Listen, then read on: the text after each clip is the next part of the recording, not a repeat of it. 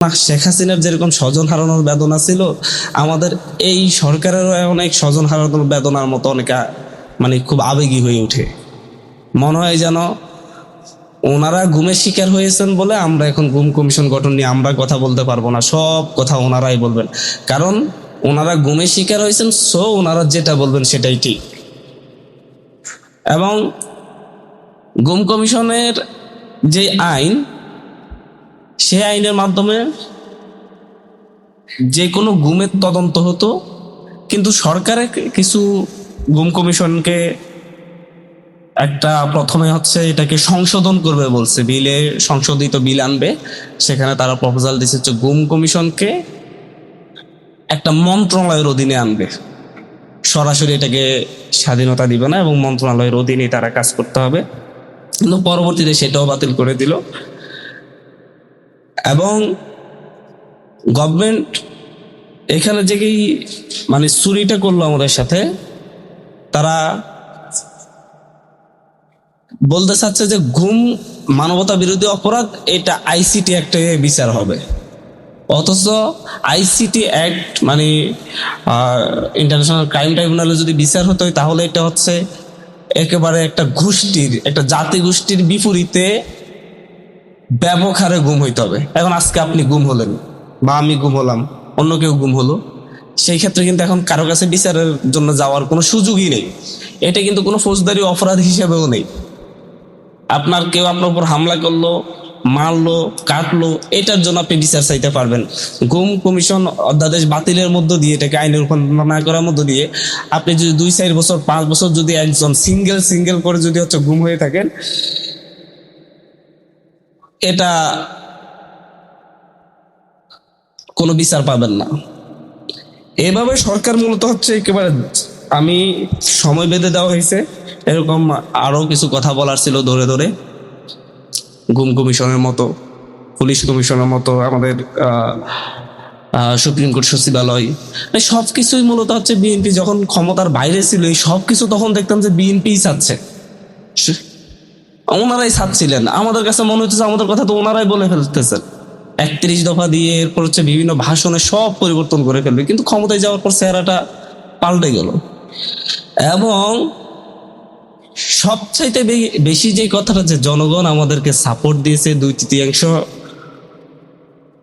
আসন পেয়েছি, আমরাই সংবিধান সংশোধনের অধিকার রাখি। যদিও আমরা সংবিধান সংশোধন চাই না, আমরা গণভোটের হিসেবে সংবিধানের রিফরমেশন চাই।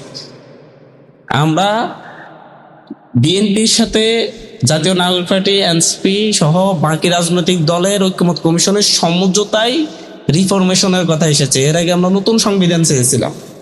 বিএনপি রিফরমেশনের থেকে সরে গেলে জাতীয় নাগরিক পার্টি, এনসিপি সহ আমরা যারা তরুণ প্রজন্ম আছি, জুলাই গণঅভ্যুত্থানে নেতৃত্ব দিয়েছি এবং আমাদের সাথে যারা ছিল, তাদেরকে নিয়ে আমরা আবার তাহলে নতুন সংবিধান চাইব।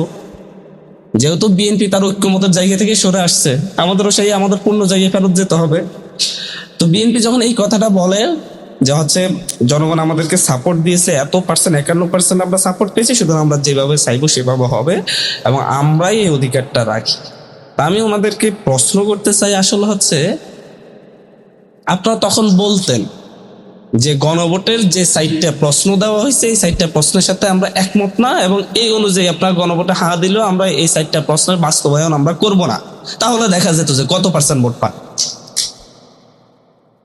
তাহলে 220টা আসন কেন 100টা আসন পাইতেন কিনা সেটা দেখা যেত। সেটা তো তখন বলেন নাই। ওই যে জনগণের চাপে বুঝতে পারছেন যে মানুষ এটার বিরুদ্ধে গেলে আপনাদেরকে ভোট দিবে না, নিজ মুখেই স্বীকার করতেছেন যে আমরা চাপে পড়ে আমরা স্বীকার করেছি যে হচ্ছে গণভোটে হা চেয়েছি, চাপে পড়ে। কার চাপ? জনগণের চাপ ছিল। এবং জনগণ আপনাদেরকে বিশ্বাস করছে, আপনারা সেই বিশ্বাস ভঙ্গ করতেছেন এবং সেই বিশ্বাসের জায়গা থেকে সরে আসতেছেন। এই প্রতারণা আসলে হচ্ছে যাতেই এই দেশের মানুষ কিছুদিন সহ্য করবে হয়তো, কিন্তু দীর্ঘদিন সহ্য করবে না।